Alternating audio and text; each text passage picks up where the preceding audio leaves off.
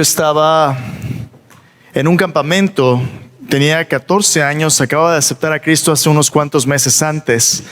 Y fue un campamento emocionado de tener un Salvador en Cristo, emocionado de descubrir la vida cristiana, de ser parte de la iglesia. No sabía muchas cosas todavía tenía yo muchas preguntas, pero estaba emocionado de ir de campamento. 14, una de las primeras veces que yo podía salir yo solo, y ahí voy de campamento.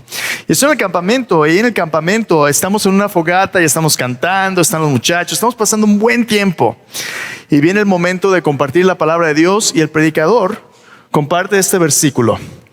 Pues si vivimos, para el Señor vivimos, y si morimos, para el Señor morimos. Así pues, sea que vivamos o que muramos, ¿de quién somos? Del Señor somos. Porque Cristo para esto murió y resucitó y volvió a vivir, para ser Señor así de los muertos como de los que viven. Yo sabía que Cristo había muerto para pagar por mis pecados, para que yo no tuviera que ir al infierno. Yo sabía que el regalo de la vida eterna era algo que yo no podía ganarme con mi propio esfuerzo. Mis buenas obras eran insuficientes para ganarme el perdón de mis pecados. Yo sabía que Cristo había muerto para pagar por ello. Yo sabía que Cristo ya me había asegurado la eternidad. Pero yo no había entendido la conexión entre la vida eterna y mi vida presente aquí. Yo pensaba que el gozo venía de saber que un día yo me iba a morir y iba a ir al cielo, pero no había entendido que la vida eterna comienza en el momento en que tú y yo le damos nuestra vida a Jesús. Cuando tú confías en Jesús como tu Señor y Salvador, ahí comienza la vida eterna. No tienes que esperarte hasta que te mueras. La vida eterna comienza cuando tú le das tu corazón a Cristo Jesús. Cristo Jesús viene a ser tu Salvador, pero algo más. Él se convierte en el Señor de tu vida. ¿Qué significa que Jesús sea nuestro Señor? Significa que Jesús es el que manda.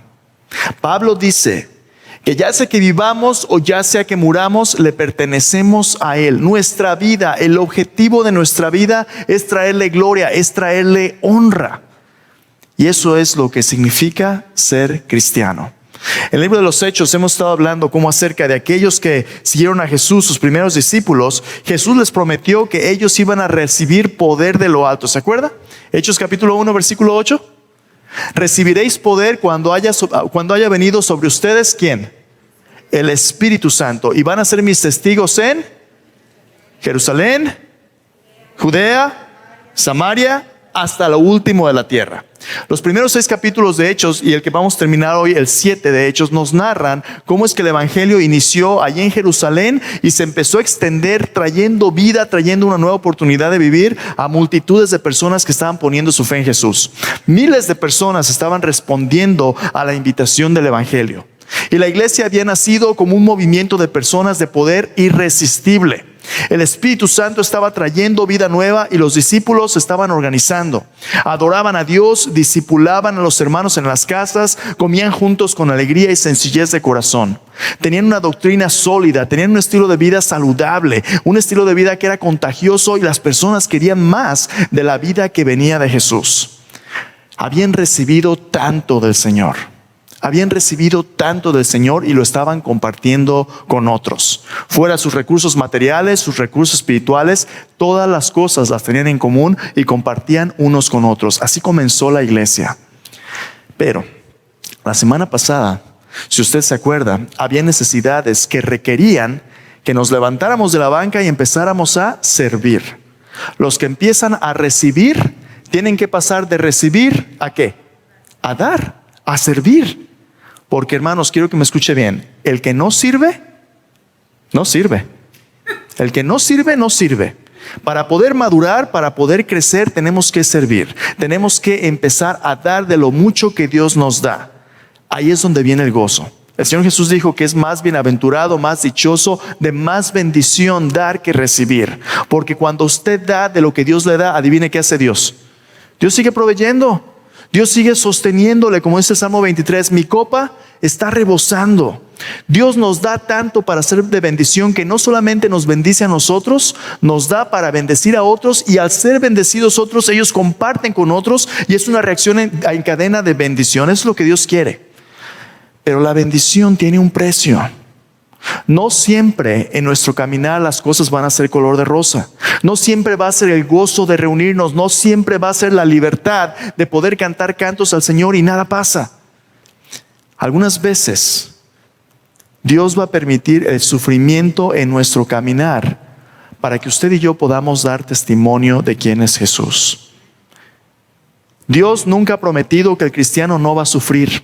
Dios nunca ha prometido que el cristiano no se va a enfermar. Dios nunca ha prometido que el cristiano solamente va a tener prosperidad y paz.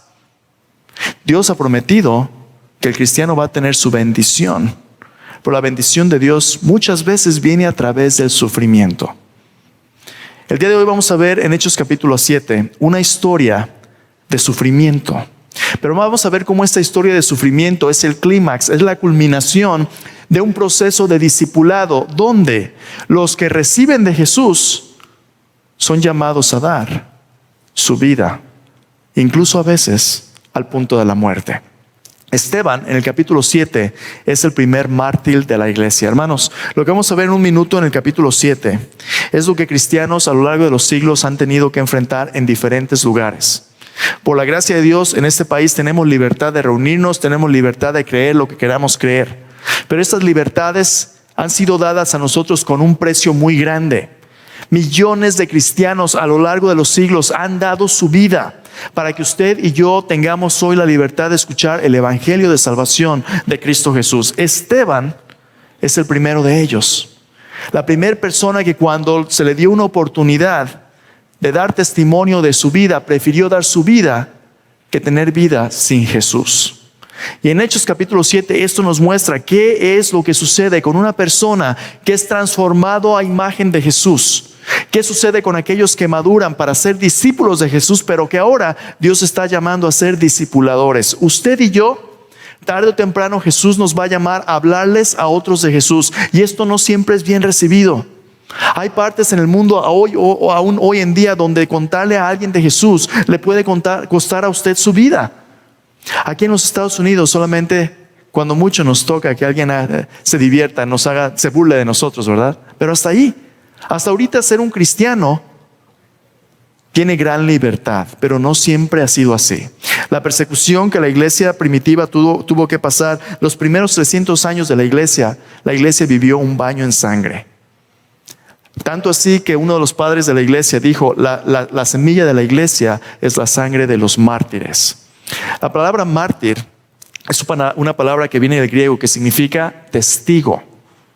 Cuando Jesús les dijo a sus primeros discípulos que iban a recibir poder para ser testigos, les dijo que iban a recibir un poder para dar testimonio de Jesús, para compartir el mensaje de Jesús, aun a pesar de que fueran confrontados con la muerte misma. ¿Cómo es tu testimonio? ¿Cómo es tu testimonio cuando tú enfrentas sufrimiento? Cuando pierdes a un ser querido, cuando alguien que tú amas se enferma o sufre. ¿Cómo es tu testimonio? ¿Te has sentido alguna vez tentado a levantar tu mano en contra del cielo y decirle a Dios, pero es que Dios tú? ¿Te has sentido alguna vez así?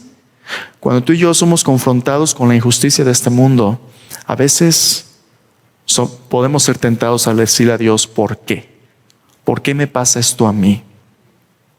Y aquí mismo en nuestra congregación vamos a enfrentar sufrimiento, hermanos. Hace algunos meses Dios nos trajo una familia nueva, se cambiaron de California. Le pido que ore por esta necesidad de la familia. Su hermano Freddy y su esposa a veces sientan de este lado aquí. Su hija Yesenia se enfermó de COVID. Ha estado enferma por varias semanas ya. El pastor Roberto ha estado ministrando y sirviendo. La semana pasada, el sábado pasado, le dijeron, Yesenia no vas a vivir 24 horas. Estuvimos orando por ella. El domingo ella empezó a recuperarse. Después del domingo, poco a poquito, ella falleció esta semana. Tiene 4 niños pequeños. Nuestro hermano Freddy está batallando con cáncer aquí en nuestra congregación. ¿Sabía usted eso? ¿Sabía usted las luchas que tiene la persona que se sienta junto a usted? Nos vemos, pero a veces no sabemos. Pero Dios sí sabe. Dios sí sabe. Y en medio de la necesidad profunda que esta familia está enfrentando, ore por ellos. Dios quiere que el cuerpo de Cristo se acerque a ellos. Dios quiere que el cuerpo de Cristo pueda hacer una diferencia, así como lo hizo en la vida de nuestra hermana Claudia y de Gabriel. Nuestra hermana Claudia es sobreviviente de cáncer también. Y el Señor no nos ha prometido una sanidad incondicional, pero nos ha prometido su presencia y provisión cada paso de lo que enfrentemos. ¿Vas a ver a Cristo en tus necesidades? ¿O vas a levantar un brazo diciéndole a Dios, ¿por qué? Porque Dios tiene un plan. Lo que estás recibiendo de la palabra de Dios es tan importante que cuando vengan las dificultades, si no te aferras de Dios en los tiempos buenos, no lo vas a poder hacer en las dificultades. En los tiempos de paz, en los tiempos de abundancia, en los tiempos de prosperidad, Dios quiere proveerte para que cuando lleguen los tiempos duros tengas raíces profundas que te permitan arraigarte en tu fe. Tu carácter, lo que tú sabes y crees de Dios va a ser la diferencia entre la vida y la muerte eterna. Es importante que tú como discípulo te afiances para que puedas ser un discipulador. Porque la pregunta que estamos enfrentando es esta: ¿por qué permite Dios la maldad, la injusticia y el sufrimiento de este mundo? Pandemias, tanta división, tiroteos, pérdidas familiares. ¿Por qué Dios lo permite? Bueno, Dios tiene un plan. Dios tiene un plan para restaurar todas las cosas. Y ese plan, el apóstol Pedro dijo en el capítulo 2, Cristo va a regresar cuando llegue el tiempo de restaurar todas las cosas. Dios ya ha empezado a restaurar la creación, pero como parte de esa restauración, Dios está llamando a los seguidores de Jesús a comunicar el único mensaje que le puede dar vida nueva y esperanza a las personas que están perdidas. Tú y yo somos una parte esencial del plan de Dios. Y si no le contamos a la gente el evangelio, ese poder de transformación se va a quedar simplemente en la comodidad de nuestras vidas. Eso no puede ser. ¿Cómo es que Dios quiere vencer el mal con su bien? Dios tiene un plan. Su plan, su estrategia de vencer el mal con el bien, tiene dos componentes importantes que la gente tiene que darse cuenta y que tú y yo tenemos la responsabilidad de compartir. Así que si tienes tu Biblia, te voy a invitarla ahí en Hechos capítulo 7. Hechos capítulo 7 es el testimonio de Esteban. Si recuerdas de la semana pasada, Esteban era uno de esos 7 siervos que fue llamado y levantado a empezar a servir con los apóstoles. Un hombre lleno del Espíritu Santo, un hombre lleno de fe, un hombre lleno de un espíritu de servicio, de ayudar con las necesidades de las personas. Este hombre era un discípulo que había venido al Señor Jesús y que estaba madurando y se estaba convirtiendo en un líder. A veces Dios te está preparando y está invirtiendo en ti, porque va a llegar el momento donde tú vas a tener que dar de lo que has recibido, donde tú te vas a tener que parar y dar testimonio de quién es Jesús para ti. Esteban no lo sabe, pero es exactamente lo que le va a pasar a él. Y su testimonio comienza con una situación muy difícil. Antes de leer el capítulo 7, acompáñame al capítulo 6. Quiero leerte un poquito del contexto, porque es importante para entender lo que él dice en el capítulo 7. Capítulo 6, versículo 8, escucha lo que dice. Dice así: Esteban, lleno de gracia y de poder, hacía grandes prodigios y señales entre el pueblo. Entonces se levantaron unos de la sinagoga llamada de los libertos, de los de Cirene, de Alejandría, de Cilicia, de Asia, disputando con Esteban. No podían resistir a la sabiduría y el espíritu con que hablaba. Entonces sobornaron a unos para que dijesen que había oído hablar palabras blasfemas contra Moisés y contra Dios. Se levantaron al pueblo, a los ancianos, a los escribas, y arremetiendo le arrebataron y le trajeron al concilio. Pusieron testigos falsos que decían: este hombre no cesa de hablar palabras blasfemas contra este lugar santo y contra la ley. Pues le hemos oído decir que este Jesús de Nazaret destruirá este lugar y cambiará las costumbres que nos dio Moisés. Entonces todos los que estaban sentados en el concilio, al fijar los ojos en él, vieron su rostro como el rostro de un ángel. Así comienza la historia de Esteban en este pasaje. Un siervo que estaba preparándose en la iglesia, de repente se encuentra en un conflicto con gente que empiezan a acusarle injustamente. Si usted lee todo el capítulo 7, esta acusación injusta termina con la muerte de Esteban. Esteban se convierte en el primer mártir. ¿Cómo es posible? ¿Cómo es posible que una persona que sirve, que tiene buen carácter, que ama, pueda ser muerta por el testimonio falso de testigos de este tipo? ¿Cómo es posible? Esto es injusto. No se vale. Esteban pudo haber dicho: Señor, ¿por qué a mí? Señor, ¿por qué a mí? Sin embargo, lo que usted va a escuchar de Esteban es que Esteban ¿Sabe por qué a él? ¿Y sabes por qué a él? Porque como vamos a ver en un momento, Esteban se ha convertido en alguien que se parece tanto a Jesús, que ya sea que él viva o ya sea que él muera, él quiere ser como su Salvador y su Señor. Ya sea que vivamos o ya sea que muramos, somos del Señor.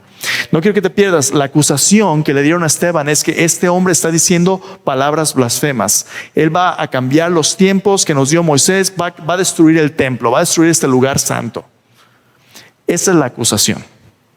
¿Qué contestó Esteban? En un momento vamos a leer un pasaje extenso. No tengo tiempo de leer todo el capítulo, te voy a encargar que lo leas todo, pero quiero que le pongas atención a la respuesta de Esteban, porque lo que el Evangelio va a hacer al dar testimonio de lo que Esteban cree, al responder, va a dar testimonio de un mensaje que Cristo le confió a Esteban. ¿Notaste? Dice ahí, ellos vieron a Esteban y vieron en su rostro como el rostro de ¿qué? Un ángel.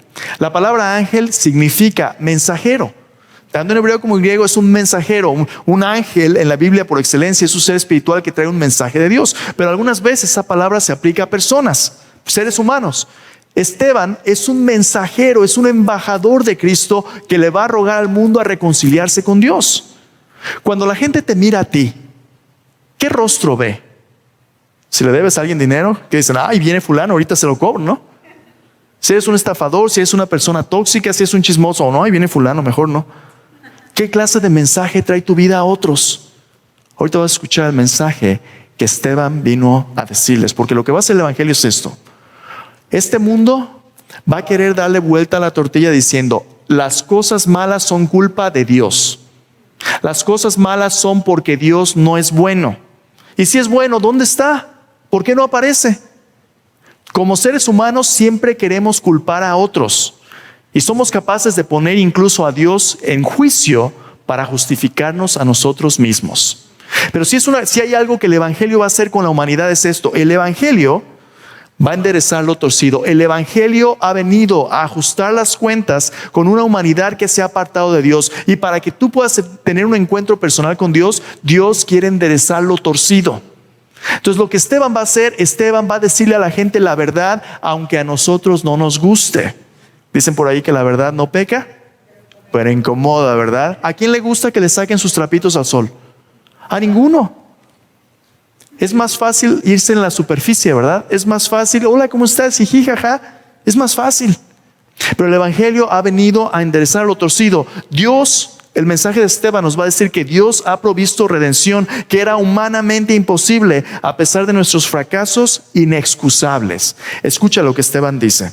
De nuevo, la acusación era, este hombre habla palabras blasfemas en contra de la ley, en contra de este lugar santo del templo. Escucha lo que dice Esteban. Versículo 1, capítulo 7. El sumo sacerdote dijo entonces, ¿es esto así? Él les dijo, varones, hermanos y padres, oíd. El Dios de la gloria apareció a nuestro padre Abraham estando en Mesopotamia antes de que morase en Harán. Le dijo, sal de tu tierra y de tu parentela y ven a la tierra que yo te mostraré. Entonces salió de la tierra de los caldeos y habitó en Harán, y de allí muerto su padre, Dios le trasladó a esta tierra en la cual vosotros habitáis ahora. Y no le dio herencia en ella ni aún para sentar un pie, pero le prometió que se la daría en posesión y a su descendencia después de él, cuando él aún no tenía hijo. Y le dijo Dios así, que tu descendencia sería extranjera en tierra ajena, que los reducirían a servidumbre y los maltratarían por 400 años. Mas yo juzgaré, dijo Dios, a la nación de la cual serán siervos. Después de esto saldrán y me servirán en este lugar. Le dio el pacto de la circuncisión, y así Abraham engendró a Isaac y le circuncidó al 8º día, e Isaac a Jacob y Jacob a los 12 patriarcas. Los patriarcas, movidos por envidia, vendieron a José para Egipto, pero Dios estaba con él. Le libró de todas sus tribulaciones, le dio gracia y sabiduría delante de Faraón, rey de Egipto, el cual lo puso por gobernador sobre Egipto y sobre toda su casa. Vino entonces hambre en toda la tierra de Egipto y de Canaán, y grande tribulación. Nuestros padres no hallaban alimentos. Cuando oyó Jacob que había trigo en Egipto, envió a nuestros padres la primera vez. En la segunda, José se dio a conocer a sus hermanos y fue manifestado a Faraón el linaje de José. Enviando a José, hizo venir a su padre Jacob toda su parentela en número de 75 personas. Así descendió Jacob a Egipto, donde murió él y también nuestros padres, los cuales fueron trasladados a Siquem, pusieron el sepulcro a precio de dinero que compró Abraham a los hijos de Amor en Siquem. Cuando se acercaba el tiempo de la promesa que Dios había jurado a Abraham, el pueblo creció y se multiplicó en Egipto, hasta que se levantó de Egipto otro rey que no conocía a José. Este rey, usando de astucia con nuestro pueblo, maltrató a nuestros padres a fin de que expusiesen a la muerte a sus niños para que no se propagasen. En aquel mismo tiempo nació Moisés y fue agradable a Dios y fue criado 3 meses en casa de su padre. Pero siendo expuesto a la muerte, la hija de Faraón le recogió y le crió como a su hijo suyo. La historia, si usted sigue leyendo, continúa. En un capítulo, hermanos, ¿qué es lo que está haciendo Esteban? Esteban está compartiendo con aquellos que le acusan, los judíos gobernantes, la historia del pueblo de Dios. Note que Esteban ha leído su Biblia una vez o dos, ¿verdad? Esteban conoce los detalles de la historia de Dios. Y si una cosa nos dice la historia del Antiguo Testamento, la historia del Antiguo Testamento nos cuenta la historia de una humanidad que se ha apartado de Dios, que le ha dado la espalda a Dios, o una humanidad que, a pesar de que a veces tratamos, vez tras vez tras vez fallamos. Desde Abraham hasta la construcción del templo, en el versículo 42 y 43 y 44, Esteban está llevando el argumento para decirle lo siguiente: Dios, que sacó a Abraham de la tierra donde vivía siendo idólatra, formó una nación donde paso a paso la historia del pueblo de Dios revela 2 cosas: el fracaso inexcusable de toda la humanidad, pero también la gracia de Dios que nunca se rinde, la gracia de Dios que nunca se puede apagar. Mira lo que dice el versículo 42. La historia continúa leyendo, habla de Moisés, habla de todos sus sufrimientos. Dice: Dios se apartó, los entregó a que rindiesen culto. Versículo 42. Riesen culto al ejército del cielo, como está escrito en el libro de los profetas. ¿Acaso me ofrecisteis víctimas y sacrificios en el desierto por 40 años, casa de Israel? Antes bien, llevasteis el tabernáculo de Moloc y la estrella de vuestro dios Renfán, figuras que os hicisteis para adorarlas. Os transportaré pues más allá de Babilonia. ¿Te fijaste? Versículo 44. Tuvieron nuestros padres el tabernáculo del testimonio en el desierto, como había ordenado Dios cuando dijo a Moisés que lo hiciese conforme al modelo que había visto, el cual, recibido a su vez por nuestros padres, lo introdujeron con Josué al tomar posesión de la tierra de los gentiles, las cuales Dios arrojó de su presencia de nuestros padres hasta los días de David. Este halló gracia delante de Dios y pidió proveer tabernáculo para el Dios de Jacob. Mas Salomón le edificó casa, si bien el Altísimo no habita en templos hechos de mano, como dice el profeta: el cielo es mi trono, la tierra es el estrado de mis pies. ¿Qué casa me edificaréis?, dice el Señor. ¿Cuál es el lugar de mi reposo? ¿No hizo mi mano todas estas cosas? ¿Qué le está diciendo Esteban al pueblo? Ustedes me están acusando de que yo estoy diciendo palabras blasfemas en contra de Moisés, la ley, en contra del templo, cuando la realidad de las cosas es esta. La realidad de las cosas es que Dios ha estado buscándolos a todos ustedes todo este tiempo, pero ustedes constantemente como pueblo le han estado dando la espalda. Y no solamente esto, los líderes religiosos que estaban recibiendo la acusación de Esteban, adivine quiénes son estos líderes. Son los mismos que unos días antes habían crucificado a Jesús. Ahora escuchen lo que Esteban les dice. Versículo 51. Duros de cerviz e incircuncisos de corazón y de oídos. Vosotros resistís siempre al Espíritu Santo como vuestros padres, así también vosotros. ¿A cuál de los profetas no persiguieron vuestros padres y mataron? A los que anunciaron de antemano la venida del justo, a quien vosotros ahora habéis sido entregadores y matadores, vosotros que recibisteis la ley por disposición de ángeles y no la guardasteis. ¿Qué es lo que el Evangelio hace? El Evangelio nos dice lo siguiente: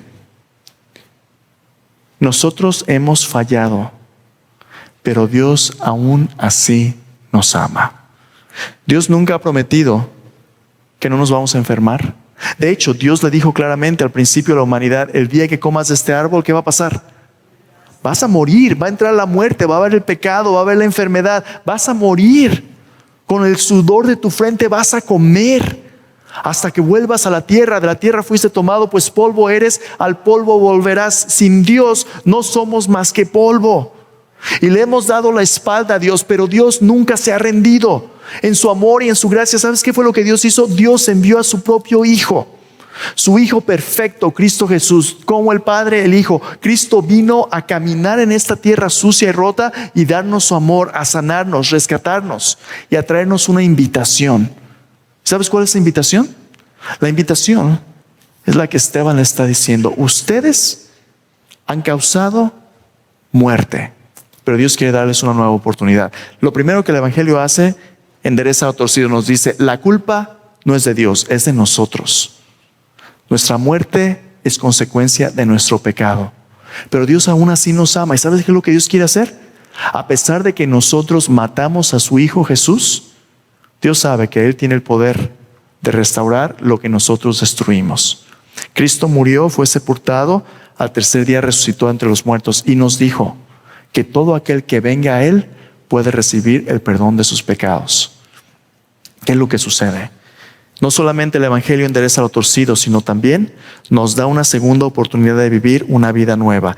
Ese es el testimonio de Esteban. Mira lo que les dice. Les dice: ustedes son duros, como sus padres también ustedes. Pero, dice, versículo 54. Oyendo estas cosas, se enfurecían en sus corazones y crujían los dientes contra él. Es una pregunta. Jesús les dice a ellos: ustedes son como sus padres.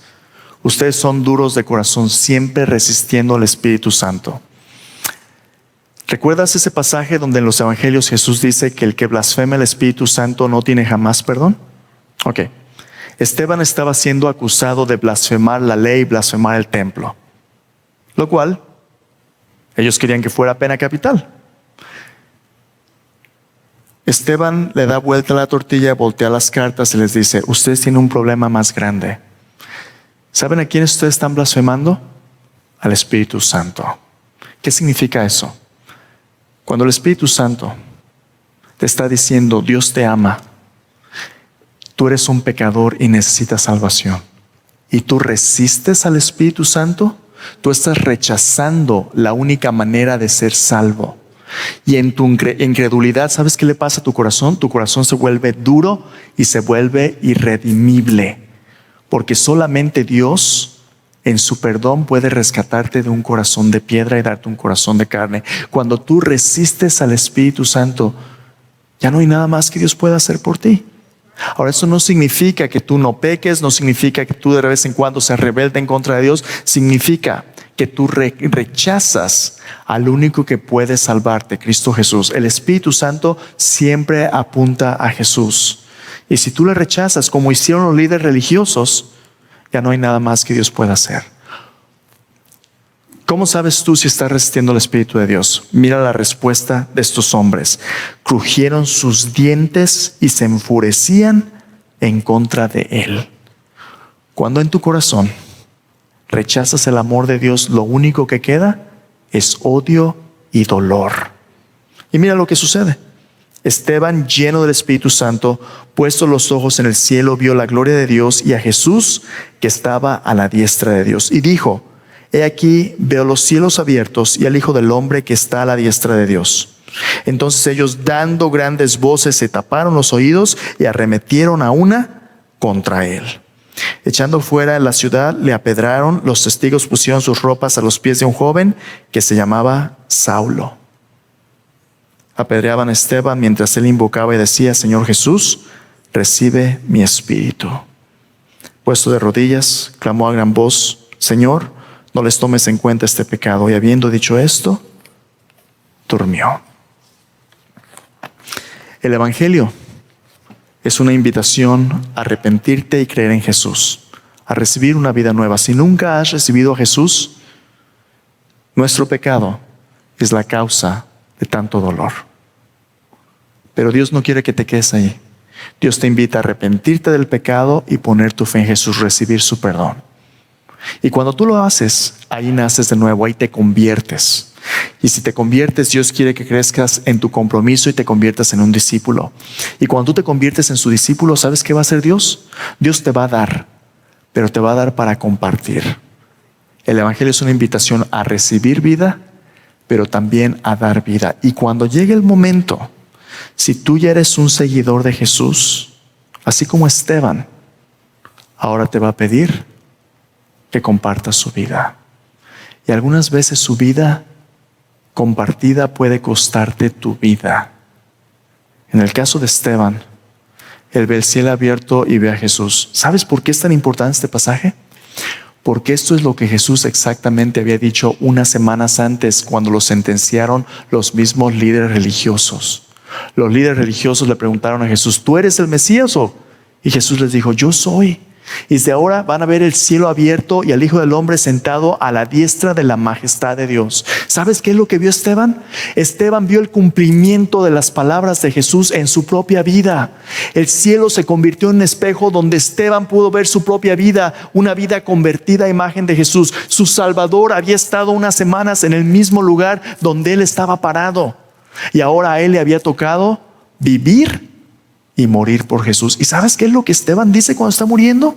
Cuando lo están apedreando, dice lo mismo que Jesús dijo cuando estuvo en la cruz. Señor, no les tomes en cuenta este pecado, intercediendo por aquellos que eran sus verdugos. Lo mismo que Jesús.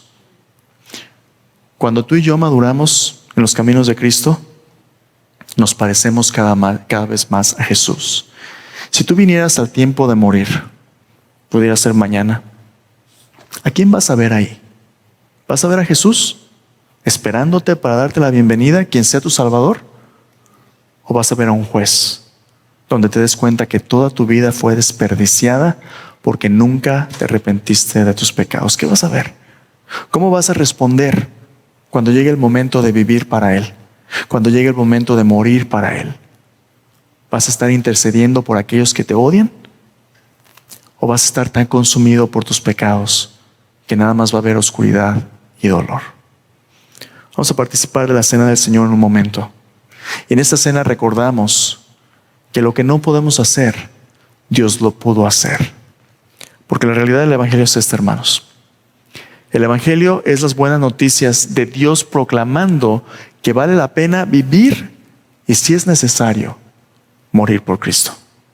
Si es necesario morir como un mártir, vale la pena. Si no estamos dispuestos a vivir para Cristo, no vamos a estar dispuestos a morir por Él. El mundo puede matarnos, pero no puede quitarnos nuestra vida, porque el precio de nuestra vida ya fue pagado por Jesús. Este mundo puede matarte, pero no puede quitarte la vida que Dios te da. Oremos.